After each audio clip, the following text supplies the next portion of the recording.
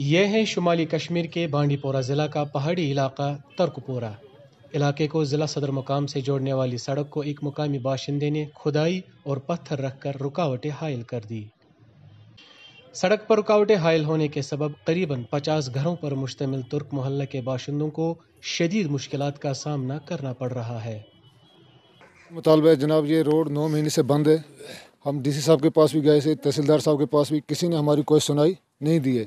تو ہم یہ گزارش کرنا چاہتے ہیں آپ کی مادھیم سے کہ گورنمنٹ سے ہماری یہ گزارش ہے، ڈی سی صاحب سے اور تحصیلدار صاحب سے، وہ کہیں سے ڈپارٹمنٹ سے ان کو معاوضہ دے، ہمارا روڈ تھرو کرے، کیونکہ ہمارے پاس پیشنٹ ہے، ہمیں 5 کلومیٹر کندھے پہ اٹھا کر لے جانا پڑتا ہے۔ بہت مشکلات ہیں ہماری۔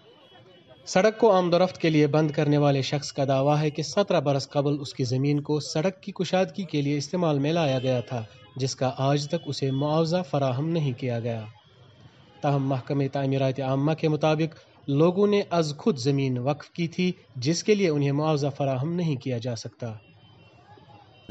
یہ روڈ بند کیا جناب صرف معاوضے کے لیے، حالانکہ یہ معاوضہ ہم لوگوں سے مانگ رہے ہیں، یہاں ہم نہیں دے سکتے، معاوضہ تو گورنمنٹ کا کام ہے جناب۔ یہ 14 سال سے، اگر 15 سال سے یہ روڈ چل رہی تھی، آج تک معاوضہ نہیں مانگا۔ اگر آج مانگا تو متفق ہوں کہ ہم سب مانگتے ہیں گورنمنٹ سے معاوضہ۔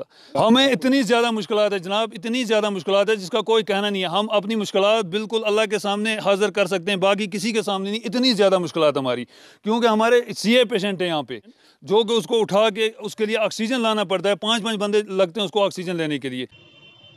ڈی سی بانڈی پورہ نے تحصیلدار آلوسا کو اس معاملے کو فی الفور حل کرنے کی ہدایت جاری کی، تاہم تحصیلدار نے کیمرے کے سامنے بات کرنے سے انکار کرتے ہوئے کہا کہ وہ اس معاملے کو 1 یا 2 دن میں حل کر لیں گے۔